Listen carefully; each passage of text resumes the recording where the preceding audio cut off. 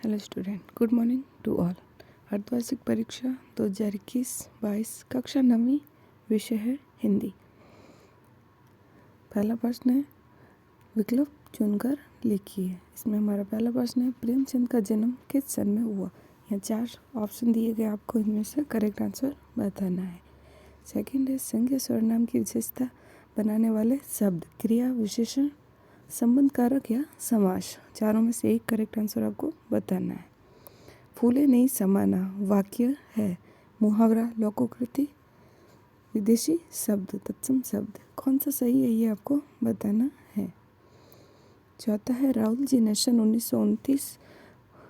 1930 में हल्सा की यात्रा किस देश के रास्ते से की थी। भारत, पाकिस्तान, नेपाल या अफगानिस्तान। सेकंड है रिक्त स्थानों की पूर्ति कीजिए। यहाँ आपको 4 ऑप्शन दिए गए हैं, चारों में रिक्त स्थान है और पीछे इनके नाम दिए गए। नए स्थान, पुराने स्थान, ये आपको इनमें लिखने हैं। सत्य असत्य का चयन कीजिए। 4 वाक्य दिए गए हैं, इनमें से कौन से सत्य है और कौन से असत्य है ये आपको बताना है। प्रश्न संख्या 4 सही जोड़े बनाइए। खंड क को खंड ब से मिलाते हुए इनके सही जोड़े बनाने हैं। प्रश्न 5वां है निम्न प्रश्नों के उत्तर एक शब्द या एक वाक्य में दीजिए।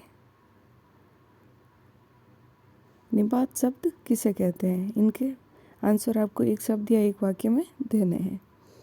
प्रश्न संख्या 6 है कांजी हाउस में कैद पशुओं की हाजिरी क्यों ली जाती है। प्रश्न संख्या 7 हीरा और मोती को मालकिन ने आकर उनके माथे क्यों चूम लिया। गया कौन था हीरा और मोती को वह अपने घर क्यों ले गए। लेखक के मार्ग में अपने साथियों से किस कारण बिछड़ गया। अथवा आप लिख सकते हैं लेखक ने अपनी पहली तिब्बत यात्रा किस देश में की थी और क्यों की थी। प्रश्न संख्या 19 मानसरोवर से कवि का क्या आशय है। अथवा आप लिख सकते हैं कवि ने सच्चे प्रेमी की क्या कसौटी बताई है। प्रश्न संख्या 10 तीसरे दोहे में कवि ने किस प्रकार के ज्ञान को महत्व दिया है। इस संसार में सच्चा संत कौन कहलाता है। प्रश्न संख्या 11 प्रत्यय शब्द किसे कहते हैं, उदाहरण सहित लिखिए। तत्सम शब्द किसे कहते हैं। रचना के आधार पर वाक्य के भेद लिखिए। क्रिया की परिभाषा उदाहरण सहित लिखिए। प्रश्न संख्या 13 यमक अलंकार की परिभाषा उदाहरण सहित लिखिए। प्रश्न संख्या 14 मुहावरे की परिभाषा उदाहरण सहित लिखिए। प्रश्न संख्या 15 निम्न शब्दों का वाक्यों में प्रयोग कीजिए। आपको कुछ शब्द दिए गए, इनका वाक्यों में प्रयोग करना है। काकी, हवा, हलवा, व्यंजन, कचौरी। तो आप लिख सकते हैं अपनी पसंद की कविता की 4 पंक्तियाँ। प्रश्न संख्या 16 उपमा अलंकार की परिभाषा उदाहरण सहित लिखिए। उत्प्रेक्षा की परिभाषा उदाहरण सहित लिखिए। प्रश्न संख्या 17 मुंशी प्रेमचंद किया साहित्य परिचय निम्न बिंदु के आधार पर लिखिए। 2 रचनाएं, भाषा शैली, साहित्य में स्थान।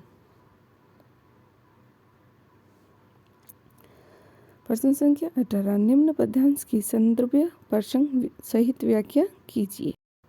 यहाँ आपको ये 2 गद्यांश दिए गए हैं, आप दोनों में से किसी एक को व्याख्या कर सकते हैं।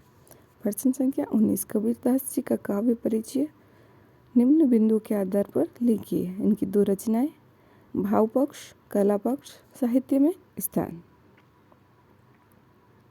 तो आप लिख सकते हैं चाक पाठ का सारांश अपने शब्दों में। निम्न पद्यांश की संदर्भीय प्रसंग सहित व्याख्या कीजिए। ये 2 पद्यांश दिए गए, इनकी आपको व्याख्या करनी है।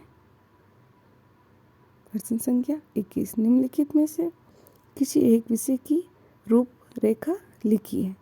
यहाँ 4 ऑप्शन दिए गए, विज्ञान का चमत्कार, जल का महत्व, दिवाली एक पर्व, विद्यार्थी और अनुशासन। आपको इनमें से किसी एक की रूपरेखा लिखनी है।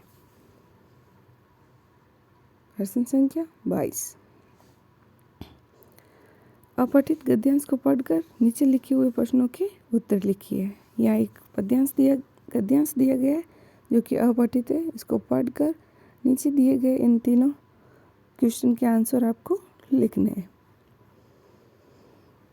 प्रश्न संख्या 23, अपने प्राचार्य को 3 दिन का अवकाश हेतु आवेदन पत्र।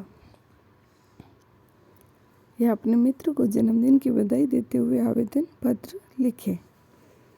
प्रश्न संख्या 24, निम्नलिखित में से किसी एक विषय पर निबंध लिखना है। आपको यहाँ 5 ऑप्शन दिए गए हैं। पर्यावरण प्रदूषण, राष्ट्रीय एकता, कंप्यूटर का महत्व, वृक्षारोपण, हमारा मध्य प्रदेश। इन 5 में से किसी एक पर आपको निबंध लिखना है। ओके फ्रेंड्स, तो ये था हमारा कक्षा 9 का विषय हिंदी का प्रश्न पत्र जो कि आज के एग्ज़ाम में आपके आने वाला है। अगर ये वीडियो आपके लिए हेल्पफुल रहा हो तो प्लीज़ हमारे चैनल को लाइक, शेयर एंड सब्सक्राइब करें। Thank you for watching.